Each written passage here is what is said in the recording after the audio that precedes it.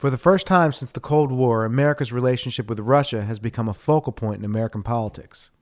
How did the promising relationship between Moscow and Washington turn into a standoff that some are calling a new Cold War? And what can American policymakers do to prevent further conflict? In November, we spoke with Dr. Arch Getty of UCLA to get his insight on this question. Today, we get a different perspective from lobbyist Molly McKew.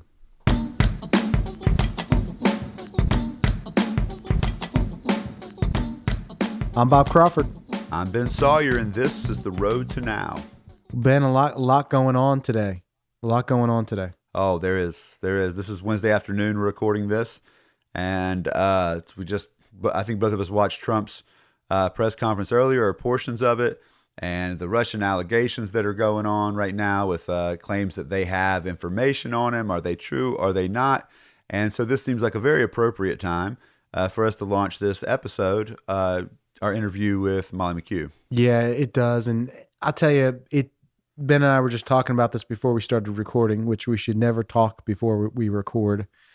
But doesn't seem like there's a lot of evidence that there's just no proof that these allegations are true.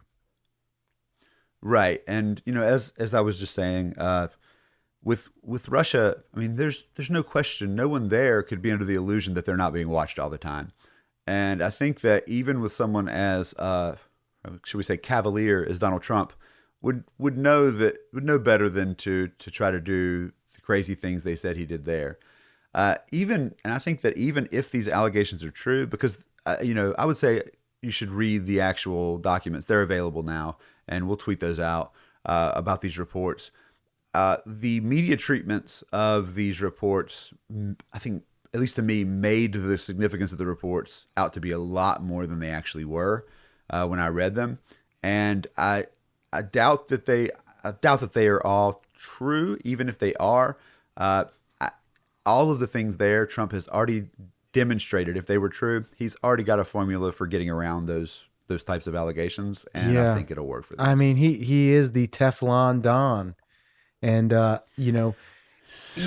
listen, it's like his personality invites criticism. He criticizes everyone, and he's so thin-skinned, and he can't take any. He's a 70-year-old man who can't take the smallest bit of criticism from anyone without responding and hitting back.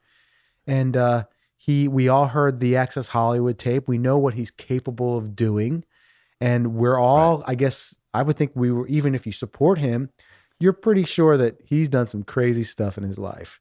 But he's also really covered his tracks well, and right, he seems to not make many stupid mistakes as far as getting caught.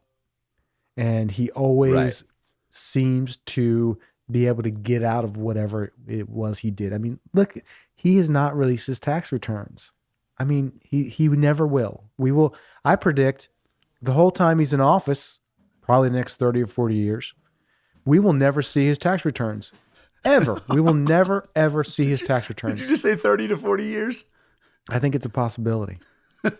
But we'll never get the truth from him. And as long as he creates jobs and cuts taxes, I think a lot of people will be okay with that.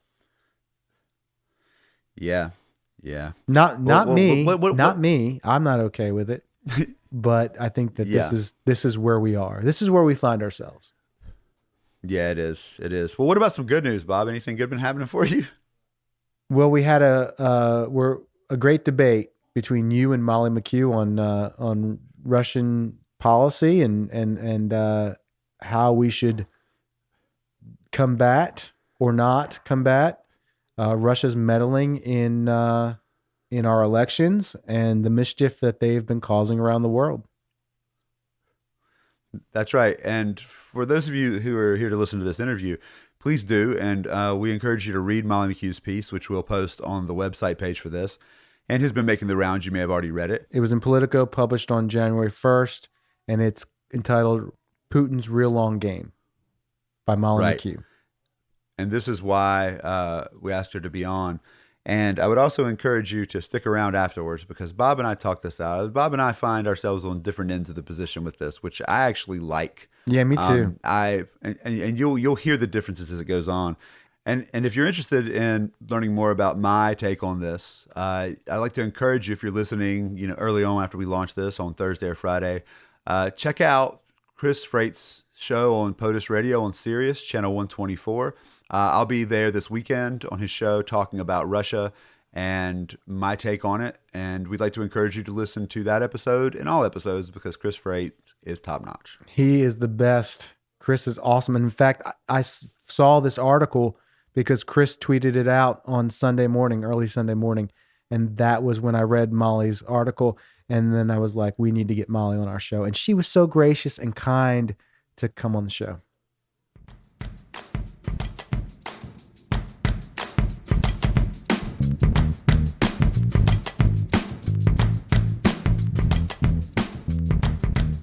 Molly McKew, welcome to the Road to Now. Thanks for having me. Thank you for being here. Molly, how long have we been at war with Russia? And what is the genesis of this conflict? Well, that's really the interesting question. And I think, that's why I wrote the piece for Politico. I have a fairly non-traditional background in terms of Washington wonk types. I have spent most of my career sort of out on the front working with and for governments that tend to be anti-Russian and tend to be under attack by Russia in a variety of ways. So I've seen many of these tactics being developed and used, especially since 2008, since the Russian invasion of the Georgian Republic. And, I think it's been a long, slow learning curve in the United States to sort of understand that this is part of a bigger effort, that it's not an attempt for Russia to rebuild its near abroad or to rebuild a Soviet-style empire, that it's part of a much deeper, broader strategy that's really based on a core ideology that most of us don't spend very much time trying to understand, that it is, in fact, a war against explicitly the United States of America, that aims to dismantle NATO, to take apart our security architecture and our alliances, to weaken allies, including the European Union, and ensure that there's limits on the ability of America to have power in the world. They do this through a variety of means, which we can go through a little bit if you're interested. But I think the thing that's hardest for us to understand in the West is it's no longer a campaign for domination. It's this long campaign of subversion, of using our strengths against us, of using our open media against us, and of really sort of convincing us to make bad decisions against our own interests. So, Molly, where does this begin for you? When you look back, because you trace this back to 99, where do you see the origins of this? Could you explain how you understand the history of Russia, post-Soviet Union, and the development of this strategy? Sure.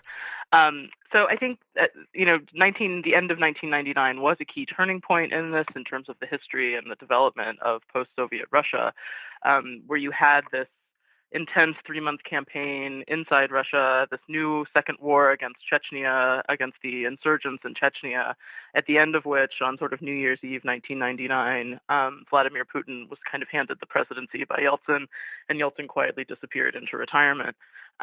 This was understood in a very different way coming into the year 2000. This was seen as a re-centralization of power because that's what the Russian people wanted, that they were tired of kind of a weak state that was trying to, institute economic reforms and other reforms that had been very painful for the Russian population.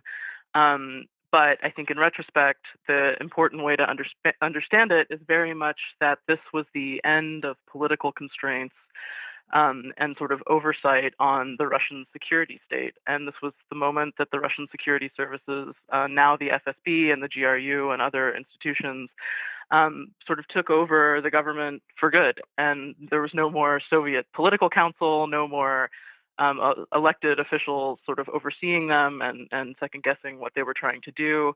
The security state sort of subsumed the Russian state, and it's been a very different country since then. I think the ideology that they're putting forth, the new sort of hybrid warfare tactics that they use, have all evolved from this kind of submersion of the state into the security structures, and the comfort level that they have with sort of fighting with these shadow warfare tactics that democratically accountable governments can't use. Right. I am a historian.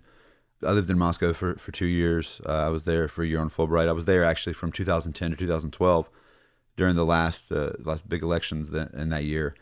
And reading your story, I think we would agree on the trouble that Putin is, and that his treatment of the opposition and minority groups is atrocious.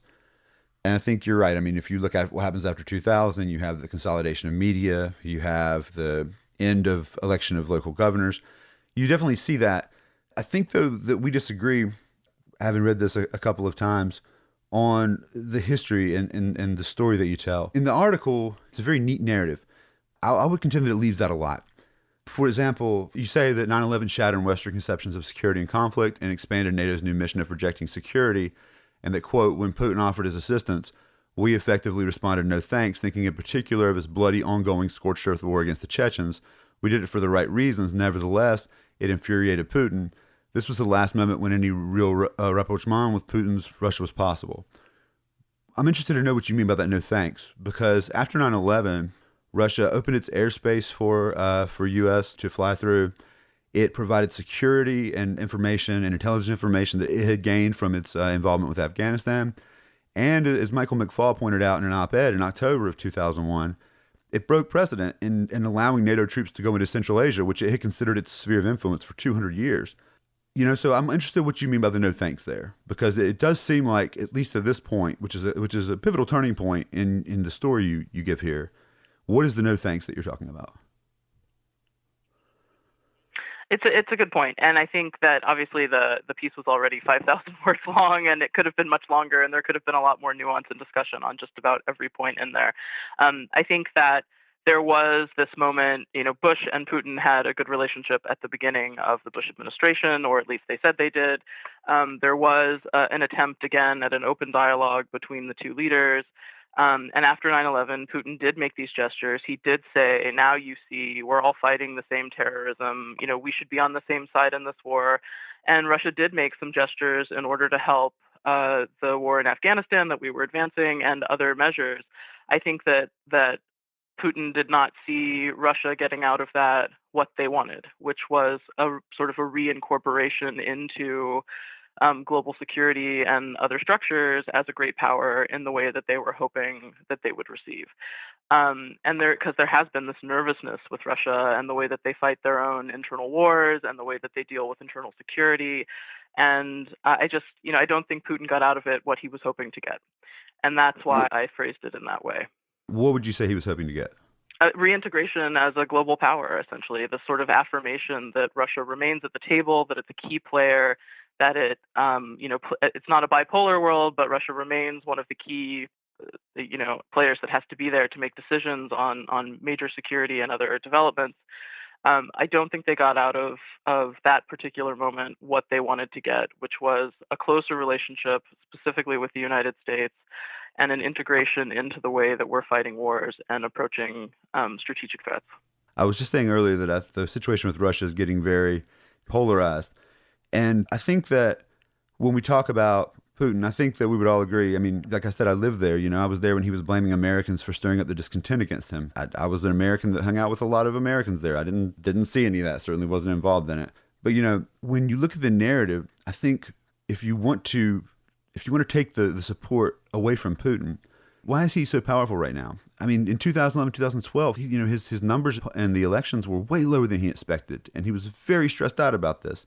From my point, your advocacy to amp up the pressure on Russia is problematic for me, because when I look at it, what Putin has used to gain popular support again has largely been the encroachment, the advancement of NATO, our withdrawal from the anti-ballistic missile treaty, by the way, both of which happened just months after the support that Putin gave us in the war in Afghanistan. You openly advocate for an us versus them policy. But I think if the goal is to take Putin's power away, then amping up the things and the rhetoric, as you've called for and others have, that to me just gives more fuel to what he's using to hold on to power, which is fear of the United States. And it's not made up. It's not something that Putin has invented. We have expanded NATO. The mistakes that we've made in here, I mean, you can take a strange collection of individuals. You take, Henry Kissinger, Stephen Cohen, former U.S. Ambassador Jack Matlock, and put those guys all in the same category, and admitting that maybe the problem is something that we did from not bringing Russia into these discussions. Sure. Look, I think there's a bunch of aspects in there. The first is to say that my piece was written about the American perspective and the needed American policy, which is not right now about changing the internal dynamics of the Russian Republic. That's a very different piece and a very different discussion to have. This is about the policy that we need, about the perspective and the scope of engagement that the incoming White House needs to understand. And that's a different perspective than the what would you do to make a better Russia inside Russia conversation.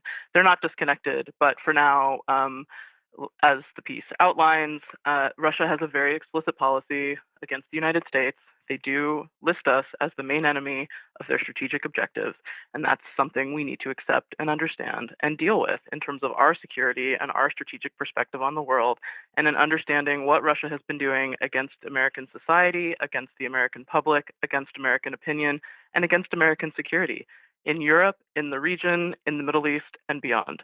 There's a lot of whataboutism right now. There's a lot of, oh, aren't we just as bad as them? Don't we all have the same mistakes? Aren't we all trying to do the same things as great powers?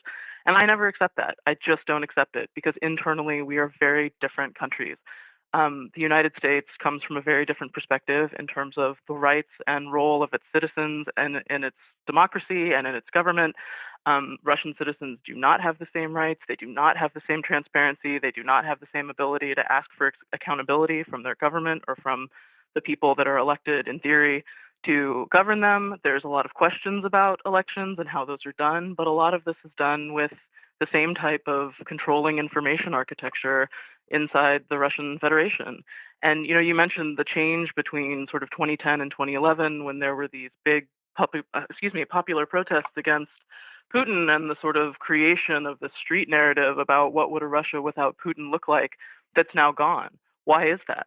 It's because there was a crackdown on opposition. There was a complete re-centralization of media. There were the launching of 2 external wars to create this narrative of Russia as the besieged fortress that must be, standing alone against the world in order to be a great power. All of this was done to re-centralize the power and security of Putin's legacy and of his seat in the country. In the meantime, there's been a tremendous brain drain from Russia, however you want to call that, tremendous external migration as people who disagree and feel insecure leave. This creates a different mindset within the country. There's less challenge to him. There's less, sort of diverse narrative in terms of who we are as a country and what we want to achieve as Russia. It's a very different dynamic in the society that Putin has built. I think the most terrifying piece you can look at from the last few years to understand the Russia that there now is, and the one that most closely echoes sort of a Stalinist mentality being rebuilt, I think it was in the Coda Story website, but it was a piece about a lesbian club in Moscow. And this reporter had gone to visit some friends and they took her to this club. And she was shocked because the only lesbian club in Moscow, almost every young woman there was pro-Putin. And she was sort of asking them, how on earth can you be gay and pro-Putin, knowing how much the anti-LGBT stuff is a part of the Russian narrative against Europe and against the West? And the answer from all of them was essentially the same. It was, look, you don't get it. It's not that we can't be gay here. It's not that we can't be what we want here. Everybody can be whoever they want in Russia. As long as you understand the box, you have to stay inside. And as long as you don't become an activist, as long as you don't speak against the government's agenda, as long as you don't cross into their space and into politics, nobody cares what you do. And this internal censorship and control that's been rebuilt is something that's very important to look at, to pick at, and to unravel in terms of the Russia that now exists. And comparing that country to our country is absolutely, unequivocally ridiculous. So you can look at people like Stephen Cohen, who has been an unabashed sympathizer of Putin since the dawn of man. You can look at people who have questionable financial connections to Russia, who are speaking on behalf of Putin frequently and writing about it frequently in the press. You can do all those things. And you can say this is because of the expansion of NATO. I don't accept that. We didn't expand NATO to piss off Russia. These countries asked to join. They did decades of hard work in order to accede to NATO and to meet the requirements that would get them in, because they felt their security was threatened by a revanchist, expansive Russia that was going to come back knocking on the door again, and they wanted a collective security guarantee. It's why Georgia and Ukraine still want to be in NATO. This is not us advancing our interests against Russia. This is us listening to independent countries that Russia agreed have the right to make decisions about the direction of their future with Europe and with the United States. Molly, how culpable is the Obama administration in all this? When they backed down from the red line in Syria in August of 2013, and that allowed an opening for Russia and Vladimir Putin to step in and be, in some ways, peacemakers or self-proclaimed peacemakers, how culpable is Obama's policy of retrenchment and no new wars in the rise of Vladimir Putin's Russia, and his feeling that he could boldly interfere in our elections? I think there's a lot going on there, and they're very closely connected. I think just in terms of the Obama administration's policy toward Russia overall, I tend to believe both the Bush and Obama administrations made a big mistake with this sort of thinking, well, and Putin tricks people to think this when they're new leaders in any country. The problem before wasn't doctrine or policy. The problem was personalities. And it wasn't because we have a disagreement as countries, but that other guy, he didn't know how to talk to me, and you're going to know how to talk to me, and we're going to make a better deal. This sounds like Donald Trump, by the way. I know, which is the danger, that Trump relies on this when he doesn't have the experience, when he doesn't have a background in policy and diplomacy and negotiations on that level. He kind of relies on this idea of deal making as a framework to discuss international relations. And there's a real danger of that, because Putin is playing that. Putin knows who he's talking to. This is his training as a spy. This is the architecture that he came out of. You know, he approached Bush as a man of faith, as a man of God, because he knew that this was an important thing for George W. Bush in his life, was sort of the evangelical narrative. And that was how he talked to him. That's where that quote that is so often thrown in Bush's face about looking into Putin's eyes and seeing his soul comes from. It was this idea that he was also a man of God. With Obama, I think Putin knew that was not going to be a fun, warm relationship. So Medvedev was sort of tapped as the guy who was going to be the main interlocutor. And they knew how to discuss things. It was the man of reason, the man of moderation, the man who had new ideas to make Russia into a technological economy. That was the main means of engagement. And they convinced the Obama administration there was the possibility of a different Russia, that Medvedev was the head of a different power center in the country. None of that was ever true. It was just they knew how to play the people that they're talking to really well. And I think that's something Trump also needs to look at. He does come from a different background and from a very different perspective. And it's not to say that none of that experience will not aid him in what he hopes will be a negotiation process with Russia. But these are very different types of opponents that you're looking at across the table, and they have very different goals than strictly financial ones. And it's a very deep process to try to dig into. I think when you mentioned Syria and the importance of Syria and sort of the evolution of Russian thinking toward the United States, it wasn't just 2013. Russia started supporting Assad in 2011 as soon as the uprising against him started. Russia is a long time, or Assad is a longtime ally of the Kremlin. That is their Mediterranean foothold. They have this little naval base in Tartus that they sort of protect. And they didn't want to lose that. So they came to his aid and sent a tremendous amount of arms and support to Assad when nobody else would do so. That is the reason the war became the war that it is. That is the reason it has become such a bloodbath. As they ramped up their escalation for Assad, which includes air support and Navy support and artillery support and the expansion of arms, the invitation for Iranian militias and terrorist networks to fight there as well. This was, the 2013 was a key turning point in that conflict that really destabilized the region, turned the war more from Assad toward Iraq, the expansion of ISIS and sort of the instability that ISIS jumped into. And this is something that we need to pay a lot of attention to, because Putin sits there and says, oh, the Americans are doing nothing to fight ISIS, only we are fighting terrorism. And Russia has done nothing to fight ISIS. They've almost never bombed ISIS. They've never done anything to remove them from the board. They count on ISIS to keep fueling this instability that gives them the possibility to keep expanding their foothold in the region. Syria is basically an armed Russian camp now. They have significantly more naval assets. They have a new air base that they're working out of. They have an agreement in Iran to base fighters there as well. And in Syria, they've deployed part of their A2AD, which is the anti-access area denial, sort of anti-aircraft infrastructure, which basically means they can keep NATO from operating in the Eastern Mediterranean when they feel like it. And they have the same over the Black Sea and the same over the Baltic states. And all of this has been done in the last few years. And this is meant to advance the line as far as possible. So when a new administration comes in, it turns out now it's a Trump administration and not a Clinton administration, but they're negotiating back to what they had in terms of relations with Russia. It's negotiating to restore what there was. It's not to advance any American interests. Molly, does it surprise you at all that there's a growing pro-Russia faction within the Republican Party in Congress? It disappoints me because I believe it is done for partisan reasons and not because of any understanding of ideology or anything beyond. It really is erasing this Reagan legacy within the party, this idea that the Republicans were defenders of freedom and other values in the world.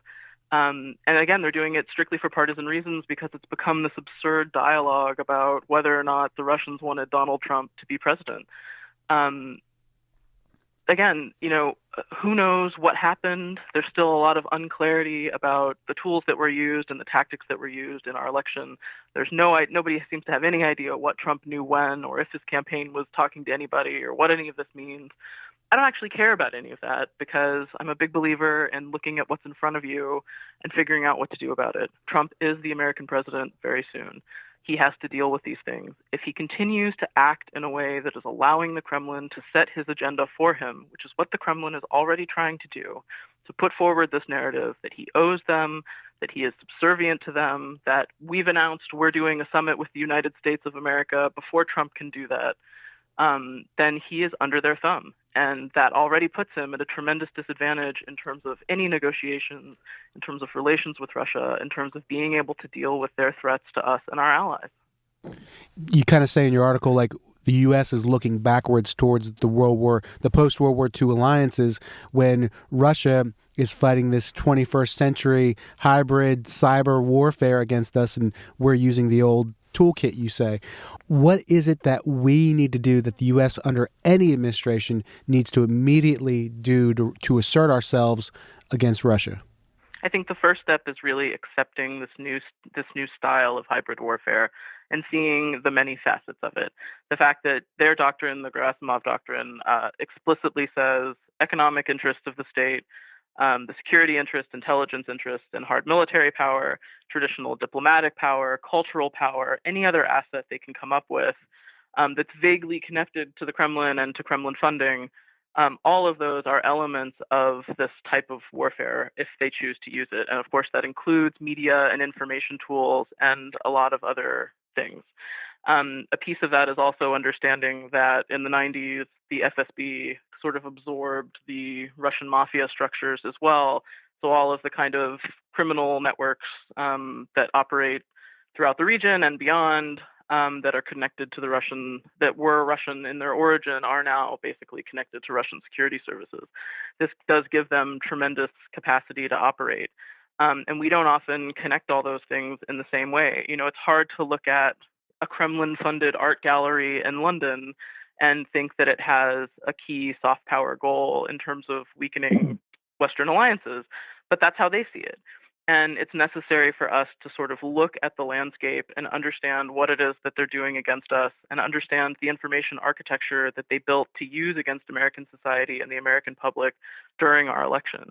After the intelligence report came out about Russian interference during the election, Trump's initial response was, after he got his briefing, finally, his response was, there's no proof that they hacked any of the machines. This isn't about hacking machines. It's not about changing a vote count. It's about subversion tactics. It's about active measures against the American population. It's about creating an information space where what we are seeing is not reality, where what we are seeing is against our own interests, and we're making the decisions to believe these things for the right reasons, we think, because we don't see where they come from. And just one example of that is the long-term Russian support for WikiLeaks and Julian Assange and Edward Snowden, which just now everybody is starting to admit is real, and how they've used that as this sort of idea that this is a legitimate whistleblower architecture to attack Western alliances, to weaken the relationships between Western allies, and until we accept that this is how they are willing to work, then we are not ready to fight against it. We are really good at this stuff as the United States of America when we choose to do it. We are good at fighting ideological wars. We are good at countering corrosive information narratives. We are good at tracking what people are trying to do against us when we choose to do so. We just have not done it for the last 8 years. So you would then, your solution would be to expand NATO, correct? I don't think I said anything about expanding NATO. I think what I'm talking about is reinforcing the alliance structures that we have, where we have clear commitments to our allies as they have to us in terms of collective security guarantees. We have already committed to sending new assets to the Baltics and to Poland and to Romania, and we need to move forward with those preparations, not because we're expanding NATO and providing more hostility to the Russian Federation, but because while we deploy 4,000 new NATO forces to the Baltics and to Poland, they've deployed 80,000 new Russian troops to the borders with these places. This narrative of we're only protecting ourselves from the West is complete crap. We don't have air architecture that can shut down Russian airspace. They have anti-aircraft capabilities that can shut down NATO airspace. This is a completely unequal narrative, and I'm not talking about expanding NATO. If Ukraine and Georgia and other countries continue to aspire for NATO accession and can meet the requirements that they are provided to do in order to get that membership, then yes, they should be allowed into the alliances because it's their decision to do so. And Russia said at the beginning that countries could decide their own direction in terms of where they wanted to go. And the story that they've created since that there was a guarantee NATO would never expand past a certain place is just fabricated. But they do this all the time. So it's all about narrative, yes, but the Russian narrative is often based on complete fabrication. In terms of what do we do, NATO is a piece of it, and NATO decision-making is a piece of it because that is the alliance that we count on for security. But I'm talking about the United States and what we need to do as a country, as intelligence services, as a military, and as other apparatuses in order to secure American society against an ally or against an opponent that is really looking to disrupt internal dynamics in our country. And we just need to look at that clearly and understand what happened. This is my point. Just because the people want something doesn't mean that we have to allow them to have it. If you want to join NATO, that's fine. If the stated goal of NATO is to increase security, and in fact, it seems like there's strong evidence that what has happened by the expansion of NATO has been decreased security by whether or not we think it's legitimate or not, whatever we say about it. If expanding NATO is, as you said with Georgia, the fear of expanding NATO is one of the big reasons that war was provoked in 2008. If in fact what we see is the talk, the rhetoric, and the furthering of NATO, if that actually undermines our security, whether or not that's what it's supposed to do, is it worth it? There's a lot of different ways to do the calculus of what is security and what is better and what is worse. I would argue that projecting, sort of using NATO and the EU to project forward political and security in the region has had tremendous impact on the overall development of these places and of Europe. And I think that, that's our forward line of defense, as it were. The farther forward our values extend, the safer we are. And yes, you can argue one way or the other. Why should we give people something just because they want it? Maybe it's not good for us. Georgia is not only a consumer of security, it's also a provider of security. They've had 1,000 troops in Iraq and Afghanistan pretty much since the beginning of the wars. They do contribute to NATO force deployments. They have a lot less questions and caveats about how they do that than other countries. And they do that because they want to show that they're willing to commit to the alliance and to alliance architecture, even when they're not full members. The same is true of many other places as well. So I think, it's really, there's no one equation to say what is better, what is worse. Should NATO have stayed where it was and created something new between it and Russia? I totally reject the idea that Russia deserves or should require a buffer zone between itself and NATO, because that defines the two, starting in the beginning of the 90s, as opponents and enemies, and that was not, at the time, the understood state of being. And I reject the idea that it needs to stay that way. It is certainly what Russia has put forth, but there was no need for that to be that way. So why don't we end the conversation with a few predictions? Ben, I want you to predict how Trump and Putin's relationship will play out in the next 6 months. I'll begin by quoting Thomas Hanchett from an earlier episode in which I'm a historian. I predict the past, not the future, and I usually get the past somewhat right. I'm not sure. I mean, it's a coin toss, I think. I mean, I think that, it's this thing where it was like, I think with Hillary Clinton, our relations with Russia were going to be pretty bad. But with Trump, they could be way better or they could be way worse. This is where I agree with you, Molly, which is we don't know what's going to happen. It could go one way or the other, but Trump's temperament and his worldview, I think it's hard to predict. It just depends. I mean, I think that we could possibly have better relationships just because of selection of Secretary of State. But I don't know. It depends. I think that if Trump follows through on what he says, which is we're going to begin to back off on supporting NATO and things like this, I think it wouldn't be surprising to see that things are at least better. But we'll see. Wow, that's sort of unbelievable. It's really unbelievable to hear anybody saying that the weakening of American security would make things better. I think that if you want to look at history, let's look at recent history. Let's not look at 1949 or, let's not look at Hitler and Stalin making a pact to take apart Europe. Let's look at recent history. Let's look at what Putin has done. Putin has made a number of agreements and ceasefire agreements on Georgia, on Ukraine, on Syria, none of which have been honored, none of which the Russians have lived up to the terms of, none of which they've even pretended to observe beyond a few days, because it was just a media moment for them inside the country to say they're the great negotiators of some new peace that they don't actually intend to uphold. Putin rejects international law. The Russians have spent a lot of time defining that fact. They reject the idea that anybody's rules apply to them. They do not honor their commitments to others unless they feel it is worthwhile to do so at that given moment. And this is what they define in their nonlinear war concept. It's that there's constantly shifting alliances, that it's permanent instability and permanent war, and that no one can count on anyone for very long. So you can look at that in a Trump-Putin world and think that Trump might think he has some advantage in negotiating with the Russians. He might think that because he has a deep relationship with the Russians that hasn't been well defined. Nobody really knows.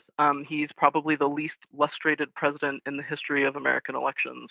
Nobody knows about his connections in terms of finances or business or otherwise. And certainly the Russians keep playing up that they have some connection to him that none of us know about, and they're going to keep doing so. I don't think you can make a deal with this Russia that is something that can be enforced beyond whatever the whim of Putin is that day. And if Trump goes into any negotiation believing that, then he's automatically at a disadvantage. Trump and Putin are both rule breakers. They both reject the idea that any laws or rules really apply to them in specific ways. And how two people like that make a deal and make it an enforceable deal is very hard to say. My prediction is American foreign policy will be driven by perceived insults against the 45th president of the United States. And with that, we will end it. And Molly, thank you. Thank you, Molly. Thank you so. Thank you, guys. Thank you so much for joining us today. And we really hope you will come back sometime. I'm happy to do it. Sorry for being combative. No, this was a great discussion. I think it was very respectful. All right. So thank you. Have a great day. Thanks, guys. Bye-bye. Bye.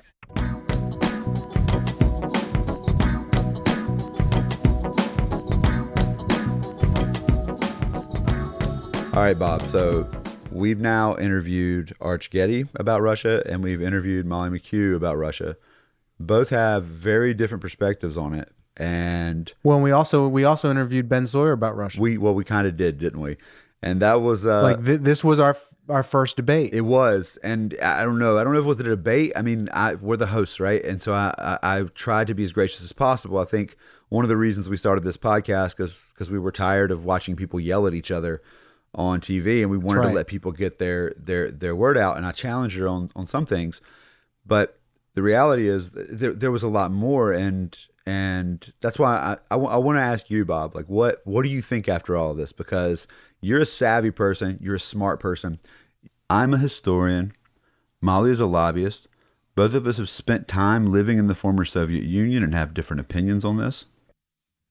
Yeah, but okay, well, I'll just tell you, like when I read this article, I was excited about the article because after we interviewed Arch Getty, and while you were, some of our listeners know, during that interview, I was on Skype and I had a bad connection, and he was talking and I was trying to interject and ask follow-up questions, Right. and you and Arch kind of go way back, and I had serious, not problems with what he was saying, but I just felt in the climate that we're in with U.S. and Russia relations, he seemed to be towing more of the Trump line, like we need to engage with Russia.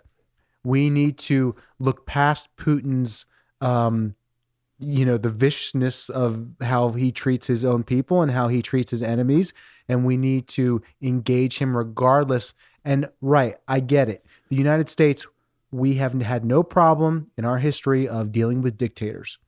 We've had no problem with it, right? Reagan did it, right? It's just like Kennedy did it. We do it because whatever suits American foreign policy, whoever we have to work with to make life better for the United States and to put American interests first, we've tended to do that, right? We do have a moral compass, but like you said to me yesterday, pre-interview, it's complicated. It is complicated. It's complicated. And this is the thing that I like, Bob. I actually sent you a spreadsheet yesterday because Bob's been saying that because I disagree with Molly that I'm the same as Trump, and this has been frustrating me. I made a spreadsheet of all the differences. He is. You should hear him talk about himself. He is just like Trump.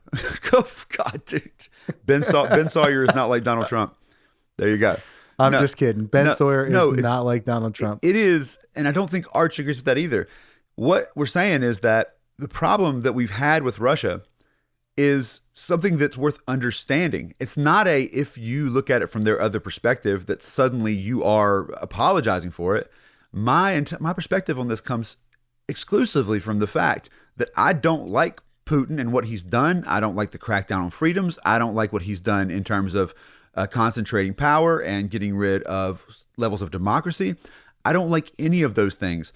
So if I don't like those things, my goal would be to undermine his power. Now, if that's the goal, then we have to ask ourselves, how do we do that? Okay, now maybe how we do that is talk about how bad he is all the time. Well, we've done that for a while. How's that worked out? It hasn't really done any good for us. So the question becomes, where does his power come from? When I was living in Russia, I saw that Putin's popularity was going down. And he was in trouble, not terrible trouble, but it was surprising to see what was happening in 2011 or 2012. Why did he suddenly become popular again? He became popular because he used the West and what we've done as a way to whip up fear in Russia. And this has transformed the way that people see him there. He's done this. It's an old tactic. Is if you are worried about your power, you find an enemy and you say, I'm the one who can save you from it. And we have given Russia so many reasons. And it's not just the simple fact of, well, Putin's bad because he's doing these things. The fact is, if you look at what happened since the end of the Soviet Union, we have constantly pushed Russia out. We have asked them for things and kind of acted like they're friends, but when it was inconvenient, we bailed on them. After 9/11 is the best example I can give, in which case, in this case, we say to them, hey, yeah, help us. And we took that help. And I took issue with that in Molly's article. Molly said, Russia offered its help, and we said no thanks because we don't approve of what you're doing in the Caucasus, and that made him mad. That's not the truth. We took his help, and we were happy to take it. And then the same year, basically, we expanded NATO, pushed forward with it, and then we bailed out of the anti-ballistic missile treaty. Now, that's not a way to build trust. So what I'm saying is we just can't look at Putin and go, he's bad, so we'll have to treat him like he's bad. If our goal is to get rid of him, then continuing to do the things he says we're going to do, continuing to stoke the types of fears that he uses is a bad way to go about it. And what Molly is arguing for is strengthening these NATO. And I'll tell you, she worked as a lobbyist. One of her goals was to see Georgia become a part of NATO. This piece is not unconnected from that. And if you look at it, it is not. Look, how many sources does she cite in the entire thing? She cites one sci-fi novel and then another phrase taken from another Russian advisor. I could give you so many more people, and I mentioned this in the interview, that you get and she only addressed Stephen Cohen because Stephen Cohen is very easy to dismiss because he's had a very, he's been branded as pro-Soviet, pro-Putin for a long time. My point in bringing him up was to say that if you can take Stephen Cohen and Henry Kissinger and former U.S. ambassador to the Soviet Union appointed by Reagan, Jack Matlock, and say these guys are all, despite their backgrounds, finding problems that you gloss over here, then you're missing something. I think what Molly did great in her opinion piece was articulate how the Russians, Putin, is creating mischief around the world. Right. Okay. And he's using fake news to weaken our hold on what is real. He's making everyone question what is real.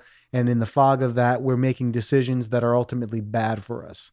And he's also exacerbated the situation in Syria, which Obama, I think that this is one of President Obama's greatest mistakes in his time in office was the red line in Syria when Assad gassed his own people and Obama said there was a red line and we did nothing about it. And that was the ultimate weakness. And Putin really, he looked like he was the savior by negotiating the surrender of the gas, but also he really put a Russian foothold in Syria and really showed the weakness of the United States or the United States policy of retrenchment where we just didn't want to get involved. And I think it's what came after that with the migrant crisis in Europe has really fundamentally eroded the post-World War II alliances that we've all grown up with. And I do believe that democracy is in trouble. I think it's in trouble. And so now he's meddled in our election. And how would you, if you worked for the United States, if you were President Sawyer, how would you punish Russia for what they did in our elections? That's a good question because I'm not privy to all the multiple ways. I know. I asked the question. I know it's a good question because I asked it. Okay. So I'm not privy to the multiple ways we go about these things. I'm a historian, right? And I observe modern events. And when I see events, I don't look at them as isolated. I look at them as within a greater historical context. I think the best answer to this is to do a better job of defending our of cyber defense.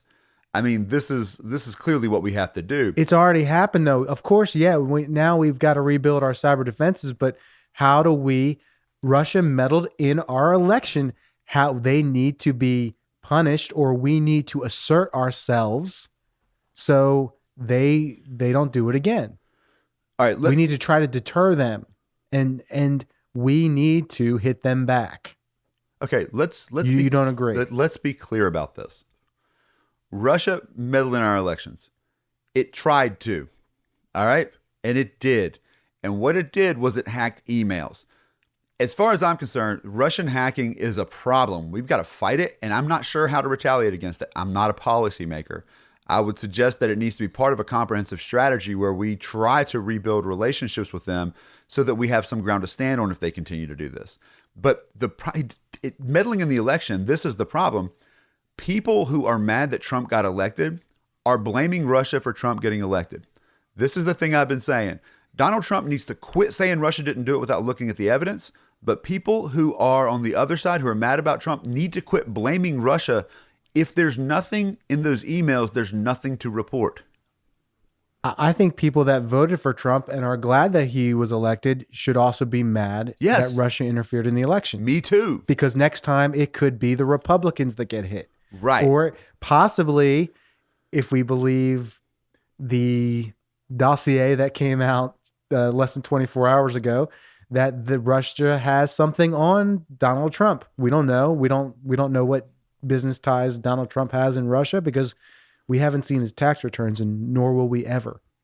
But, and this is all about Trump's ego in his mind. It's all about those who treat him well. He treats well. He does not handle criticism very well for being You're right. Man, for being a 70-year-old man of the world.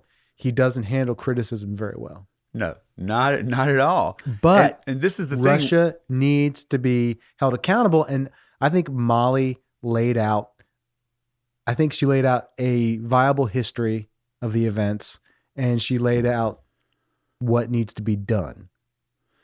And she laid out a solution for what needs to be done that is what we have been doing for the past 15 years. And if expanding and strengthening NATO brought more security, then you would expect to see less of Russia involved in the world, right? I mean, if her solution works and NATO expanding and continuing to fortify NATO, because NATO has expanded tremendously since the fall of the Soviet Union. It is extended into former Soviet republics and their ambitions to go into Georgia and other places. If those networks, if those alliances brought more safety, then why, when they are currently at their most extensive status, why are we seeing less security in Europe? I really respect your knowledge on this, and but I would like to see some policy prescriptions from you. Okay. Well, I'll get on it. Okay. Thank you for joining us on The Road to Now. Today's episode was produced by Bob Crawford, Ben Sawyer, and Ian Scotter. It was edited by Nick Corrigan, and the music was by the wonderful Paul DeFiglia. For more information about the podcast, go to www.theroadtonow.com and follow us on social media, Twitter @road_to_now, and our Facebook page as well. For Bob Crawford, I'm Dr. Ben Sawyer. Have a great day.